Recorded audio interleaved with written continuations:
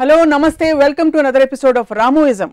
దేవుళ్ళకు కూడా కష్టాలు ఉంటాయి, దేవుళ్ళకు కూడా కథలు ఉంటాయి. ఈ కష్టాలని కథలని బంధించి పురాణాల రూపంలో మనిషికి చెప్పే ప్రయత్నమే పురాణాలు. రామాయణం, మహాభారతంగా అనేక పురాణాలుగా బయటకు వచ్చాయి. ఈ అంశంపై అంటే అనేక వివాదాస్పద ట్వీట్లు చేసి ప్రకటనలు చేసిన రామ్ గోపాల్ వర్మ గారు పురాణాల గురించి, వాటిలోని క్యారెక్టర్స్ గురించి ఏమంటారో ఇవాల్టి రామోయిజం.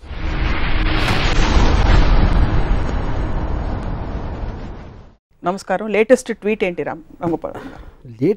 Latest tweet on Ramayanam or Mahabharatam కాన్సెప్ట్లో వినాయక చవితి వచ్చినప్పుడు నేను ఒక సిరీస్ ఆఫ్ ట్వీట్స్ చేశాను. ఏమన్నాను, ఐసిస్, అల్ ఖైదా లాంటి ఒక విపరీత టెర్రరిస్ట్ ఆర్గనైజేషన్లు చేసే గౌరవాల తర్వాత అంతకు మించిన గౌరవం నేను విన్నది, ఒక తండ్రి తన ఇంట్లోకి రానియట్లేదని ఒక కొడుకు తల నరికేశాడు అని నేను పెట్టిన ట్వీట్. ఒకవేళ తన కొడుకు తల నరికి తర్వాత ఏంటి విషయం తెలిసి తన కొడుకే అని తనకి తెలిసి దారేపో ఏనుగు తల నరికేసి ఏనుగు తల పెట్టేశాడు. ఏనుగు తల పెట్టి మనిషి మీద పెట్టే శక్తి ఉన్నప్పుడు తన కొడుకు తలే పెట్టచ్చు కదా, మళ్ళీ ఏనుగు తల ఎందుకు అనేది ఒక ట్వీట్ పెట్టాను. నాకు గణపతి కథ అలా చెప్పారు. ఫస్ట్ శివుడు అనే దేవుడికి తన కొడుకు తనే తెలియదా ఒకటి, అది పక్కన పెడదాం.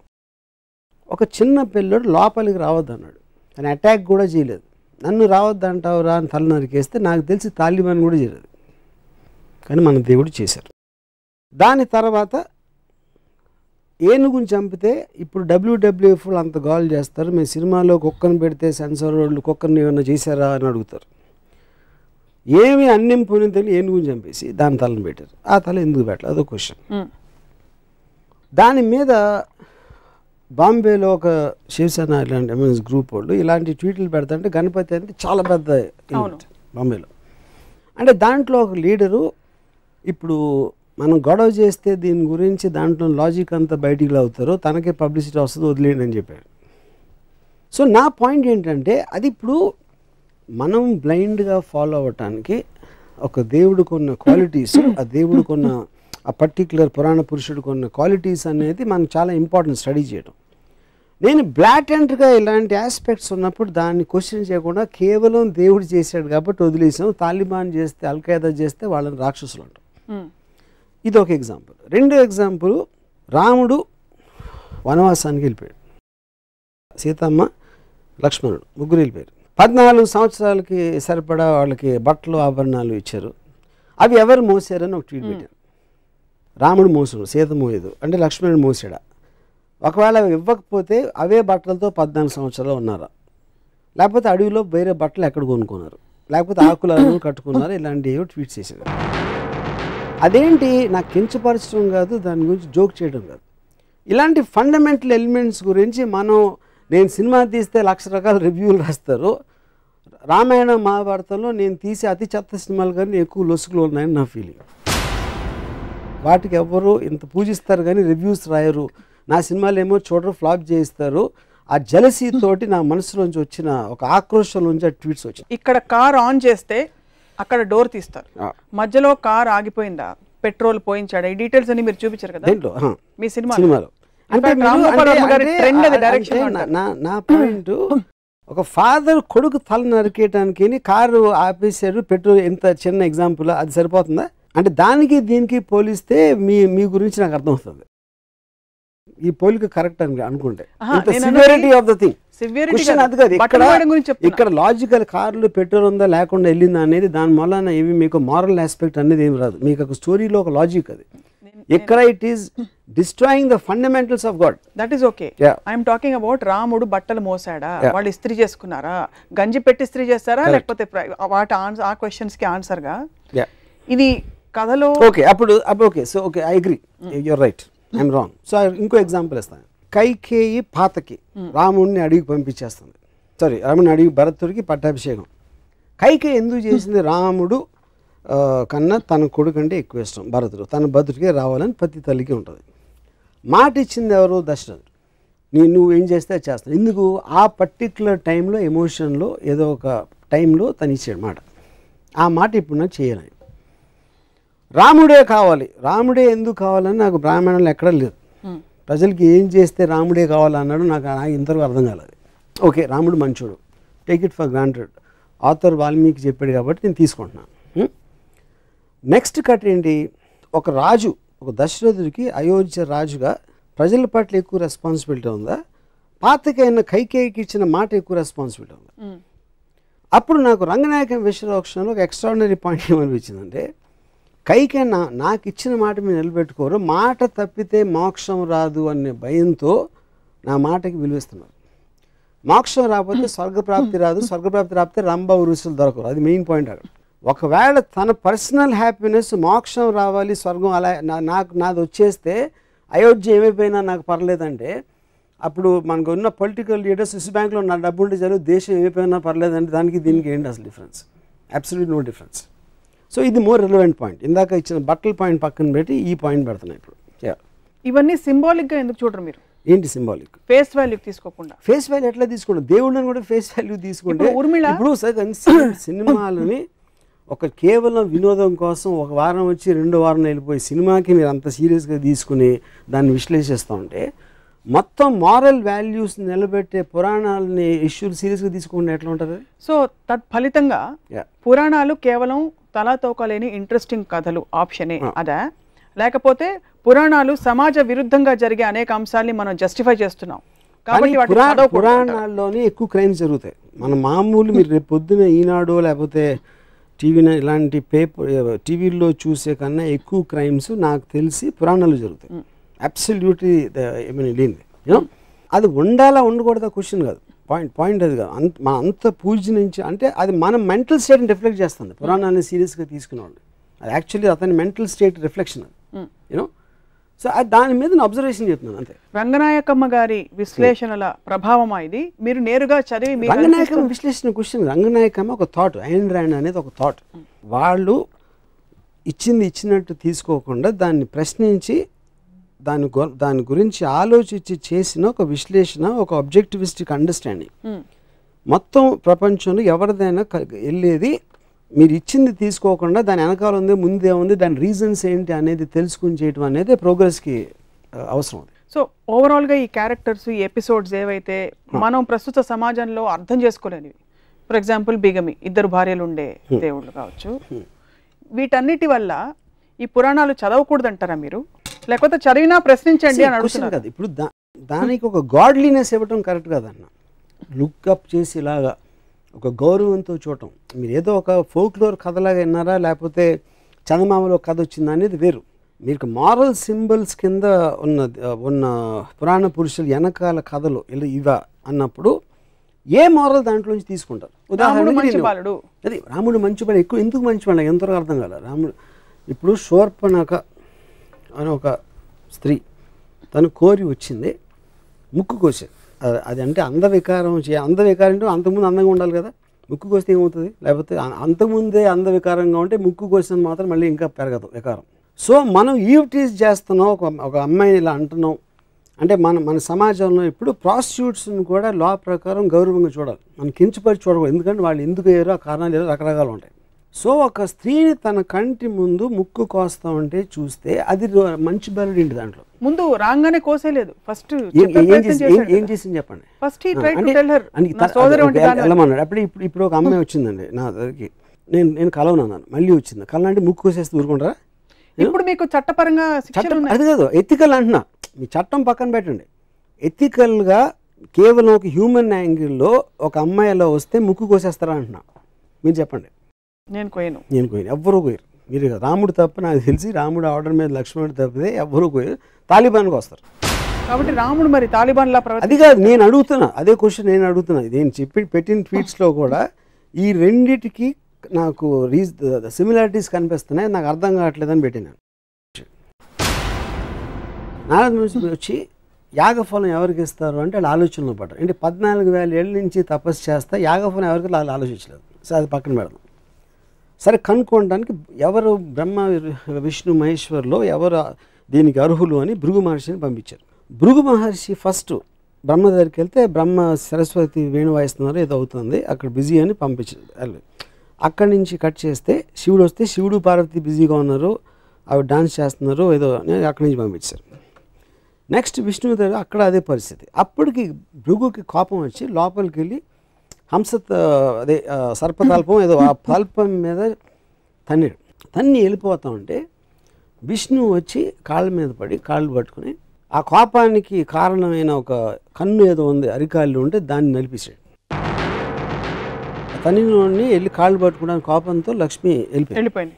స్వర్గం బోసిపోయేసరికి వచ్చి విష్ణువుని ప్రాధేయపడ్డాడు. ఏంటి లక్ష్మి లేకపోతే స్వర్గంలో ఇది లేదు అది లేదు అని. అప్పుడు ఈయన ఎతకడానికి వెళ్ళాడు విష్ణువు. వెళ్ళి ఎతికి ఎక్కడ దొరకలేదు.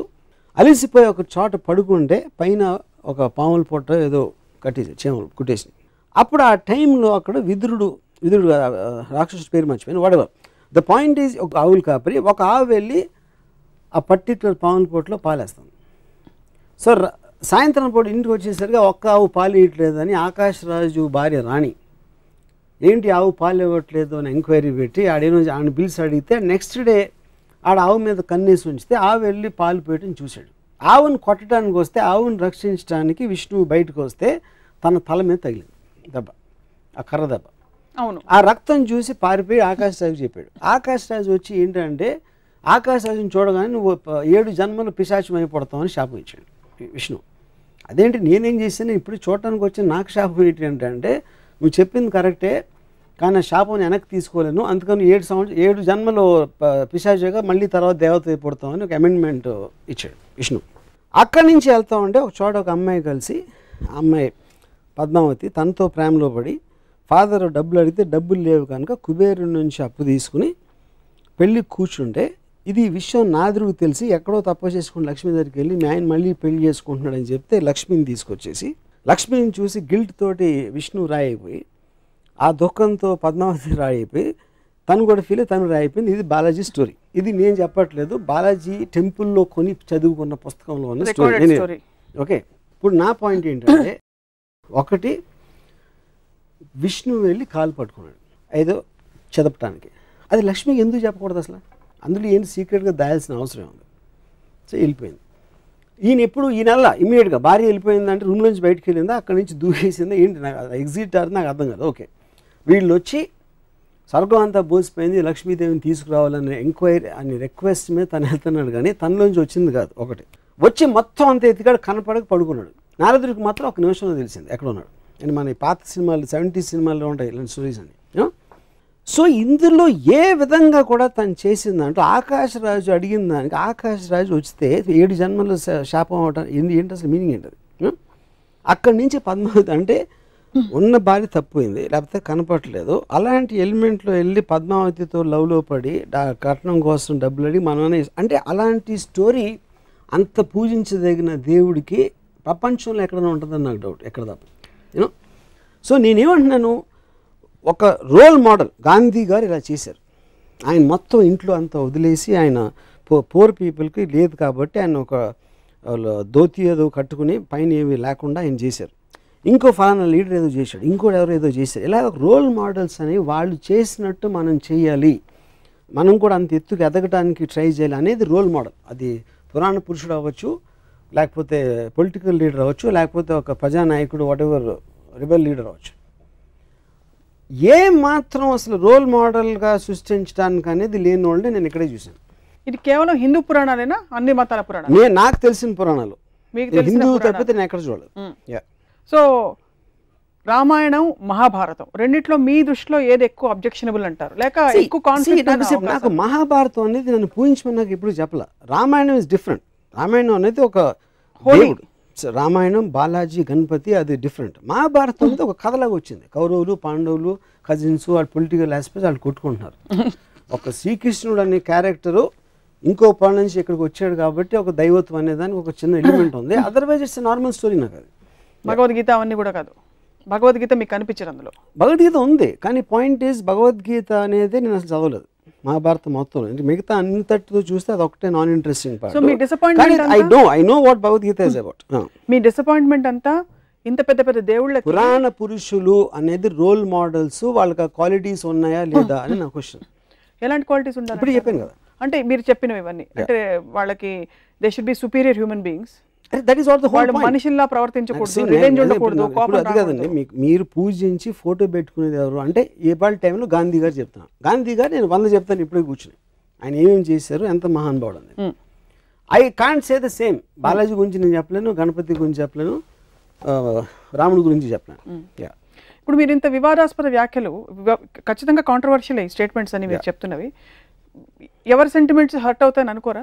హర్ట్ అవుతుంది ఎక్స్ప్రెషన్ చెప్తాను. నేను అడిగిన ఒక లాజికల్ క్వశ్చన్, అది చాలా లాజికల్ క్వశ్చన్ నేను అడుగుతున్నాను, దానికి answer I also want to hear. I'm very curious to hear. నమ్మే భక్తులకి డీటెయిల్స్ అనే అవసరం లేదు, వాళ్ళకి అవసరం లేదు, వాళ్ళు చేయకూడదు నేను చెప్పట్లేదు. నేను ఒక స్వతంత్ర పౌరుడుగా నాలోంచి వచ్చిన ఒక డౌట్ని ఎక్స్ప్రెస్ చేస్తున్నాను అంతే. ఇప్పుడు ఎలా అయితే మీరు డౌట్లు ఎక్స్ప్రెస్ చేస్తున్నారో స్వతంత్ర పౌరుడిగా, ఆబ్జెక్టివ్ సోషియో సైంటిస్ట్గా, పురాణాల్లో ఉండే మంచి విషయాలు ఏమైనా తెలుసుకున్నారా? అంటే is there anything that inspires you in the Puranas, any character? నేను చదివినంత నాకు ఎక్కడ కనపడలేదు. ఎక్కడ అంటే ఏంటి, బాగుండాలి, అందరినీ బాగా చూసుకోవాలి, భార్యని సతీమణి అని చూసుకోవాలి, భార్య ఏంటి లేకపోతే తమ్ముడు అన్నయ్యను కొలవాలి, అలాంటి ఏమంటుందని ఏబిసిడీలు చిన్నప్పుడు హ్యాండ్ రైటింగ్ బుక్స్లో ఉండే అడ్వైజ్లు అయ్యే అనుకుంటే ఓకే, అవేవి మిమ్మల్ని కానీ అవి ఉన్నాయి. కానీ ఏదైతే ప్రిన్సిపల్ క్యారెక్టర్స్ పురాణంలో వాళ్ళు ఎవ్వరు దాన్ని పాటించరు. మనకి చెప్పే నీతులు పురాణ పురుషుల్లో అత్యంత పెద్దవాళ్ళని మనం అనుకుని ఎవ్వరూ అవి పాటించరు. ఇప్పుడే మీకు ఎగ్జాంపుల్స్ చెప్పాను. పురాణ పురుషుల్లో ఉదాహరణకి, పురాణాల్లో ఇంటెన్షన్, ఒరిజినల్ ఇంటెన్షన్, రాముడు లాంటి ఒక మహోన్నతమైన మానవ రూపంలో ఉండే దేవుడు ఇంకో పరస్త్రీకి వేసి కన్నెత్తి చూడు, అందుకే రాముడు అంతటి నిజాయితీ ఉండే వ్యక్తి, అంటే కమిట్మెంట్ ఉండే వ్యక్తి అని చెప్తారు. అలాగే సీతమ్మ వారు, ఆవిడ వెళ్ళి అశోకవనంలో కూర్చున్న సమయంలో రావణాసురుడు అంతటి ఘోరమైన రాక్షసుడు కూడా, 10 తలకాయల రాక్షసుడు కూడా పరస్త్రీ కదా అని అడ్వాంటేజ్ తీసుకోలేదు. ఆవిడ అశోకవనంలో అక్కడ పెట్టాడు కానీ ఆవిడని. So there lot of good things to talk about. ఇప్పుడు చెప్తాను. ఇప్పుడు విష్ణువు అనే ఒక దేవుడు డబల్ రోల్లో రాముడు కృష్ణుడుగా వచ్చాడు. రాముడేమో ఏకపతివ్రతుడు, కృష్ణుడేమో 1000 మంది గోపికలతో ఉంటాడు. సో అప్పుడు ఎవరిని తీసుకోవాలి నేను? ఇదొక కృష్ణుడు కాదా? ఇదొక యుగం, అదొక యుగం. యుగం కాదు, యుగం యుగాలు ఎందుకు? యుగాలు మారినా మీకు నీతులు ఎట్లా మారుతాయి? ఎందుకంటే ఫోకల్ పాయింట్ మారుతుంది, మీరు పర్స్పెక్టివ్. అప్పుడు రాముడు ముందా కృష్ణుడు ముందా? రాముడి ముందు. రాముడి ముందు. అప్పుడు కృష్ణుడికి 1000 వస్తే ఇప్పుడు 1,00,000 అవ్వాలిగా. ఇంకొక అవతారం వస్తే వస్తుందేమో. అది కాదు, మీ రోల్ మోడల్ అప్పుడు మనం ఫాలో అవ్వాలి. రాముడు రోల్ మోడల్ ఎందుకు ఏకపత్నివ్రతుడు, మనం కూడా ఒకే అమ్మాయితో ఉండాలి రోల్ మోడల్. అవును, శ్రీకృష్ణుడు దాన్ని బ్రేక్ చేశాడు మీరు చెప్పిన లా ప్రకారం. ఇంకో యుగంలో అది వర్తించదు, అందుకని 1000 మంది గోపికలను తీసుకున్నాడు. అప్పుడు నేను రోల్ మోడల్, నాకు కృష్ణుడాడు. ఇప్పుడు ఇంకా అడ్వాన్స్ అయింది కాబట్టి ఇప్పుడు 1,00,000 గోపికలు అవుతావు, మళ్ళీ వెనక్కి వెళ్తామా? శ్రీకృష్ణుడు మీకు రోల్ మోడల్ అయినప్పటికీ, శ్రీకృష్ణుడు స్వచ్ఛమైన ప్రేమ, ప్యూర్ లవ్ గురించి చెప్తున్నాను. Pure love, it is an embodiment of pure love. శ్రీకృష్ణుడి గురించి మనకి తెలిసింది, he was an embodiment of pure love. నెమలి పింఛం అనేది ఎందుకు పెట్టుకుంటారంటే, it is an embodiment of pure love, which is but he can share that love with 1,000 girls. Adi point. 1,000 girls, which is not sexual in connotation necessarily. And andarni పూజిస్తాడా కూర్చుని?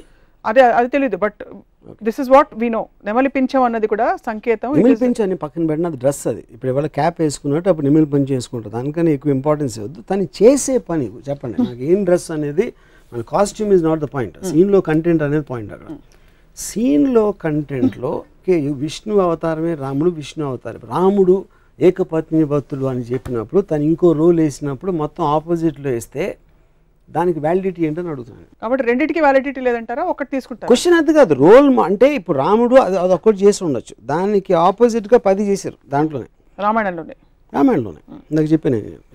అన్ని మతాల దేవుళ్ళని లేక పురాణాలని మీరు ఎప్పుడు స్టడీ చేయాలన్న ఉత్సుకత మీకు కలగలేదు? స్టడీ చేయడం మామూలుగా, ఇప్పుడు నేనే ఎక్స్పర్ట్ని కాదు పురాణాల్లోని, లేకపోతే బుక్స్ రాసేసి మన కల్పవృక్షం విశ్వనాథ్ సత్యనారాయణ గారు, I'm not an expert on that. నేను ఒక మామూలు జనంలాగా నాకు తెలిసిన, అంటే నాకు బాలాజీ టెంపుల్లో నుంచిన వాళ్ళు కన్నా నాకు ఎక్కువ తెలుసు, గణపతి టెంపుల్, సిద్ధి వినాయక్ ఇక్కడికి వెళ్ళిన వాళ్ళు నాకన్నా ఎక్కువ తెలుసు, రెగ్యులర్గా టెంపుల్కి వెళ్ళే వాళ్ళు కన్నా నాకు ఎక్కువ నాలెడ్జ్ డెఫినెట్గా. నేను ఎక్స్పర్ట్ అవ్వకపోవచ్చు దాంట్లో,